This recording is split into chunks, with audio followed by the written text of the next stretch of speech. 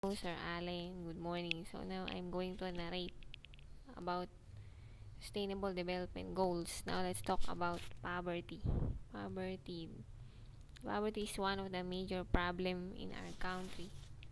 The SDG 1 aims to every form to extreme poverty, including the lack of food, clean drinking water, and sanitation. Achieving this goal includes finding solutions to new threats caused by climate change and conflict. SDG 1 focus not only just on people living in poverty but also the services on people rely on social policy that either promotes poverty or prevents poverty.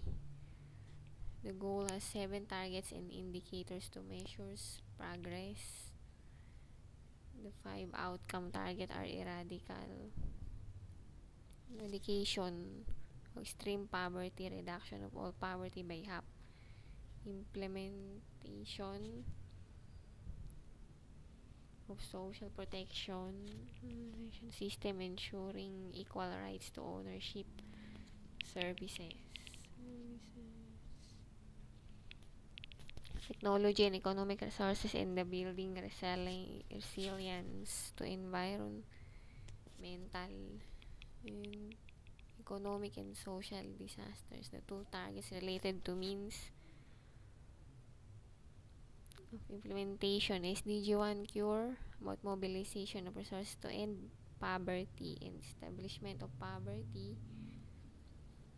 eradication policy frameworks all levels. Despite on the ongoing process, 10% of the world's population live in poverty and struggles to meet basic needs such as health, education, and access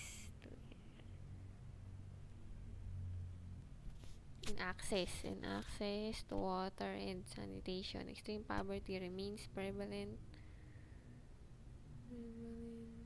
in low-income countries, particularly those affected by conflict and political chaos. In 2015, more than half of the world's 736 million people living in extreme poverty in Sudan, Africa.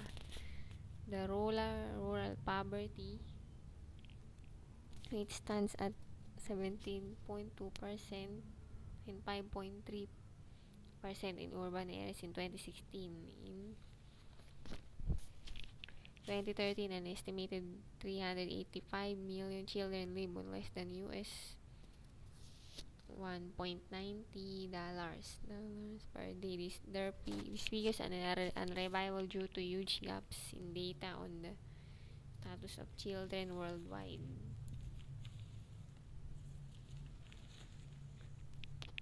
Since 1990, countries around the world have taken a variety of measures to reduce poverty and achievement remarkable results. The number of people living in extreme poverty decreased from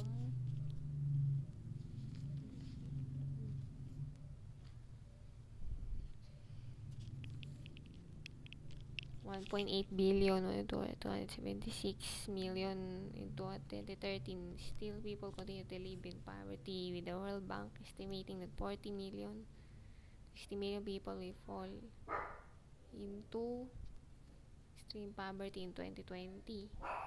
Changes in relative to higher poverty lines, not just extreme poverty but also track. Poverty eradication is important for the reduction of inequalities that currently exist among people and for the social, economic, and political stability of countries left behind. The main cause of poverty is unemployment, social exclusion, and major vulnerability for certain population segments. Natural disaster as disease, drive equality and malnutrition, and lack of education. What can you further do? Implement, make your chosen goal success for your country. Develop a plan, break down your goals into small actionable steps to create a detailed plan for achieving them. So that's all of my video report in SDG 1 Sustainable Development Goals.